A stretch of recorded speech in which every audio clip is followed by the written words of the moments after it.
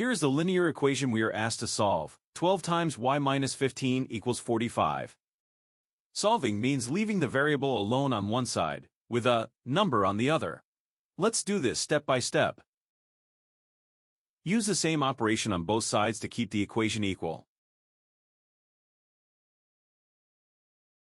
Add 15 to both sides so the variable term stands alone.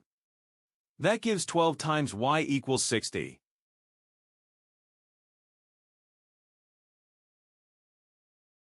The variable coefficient is 12. Divide both sides by 12 to leave the variable alone.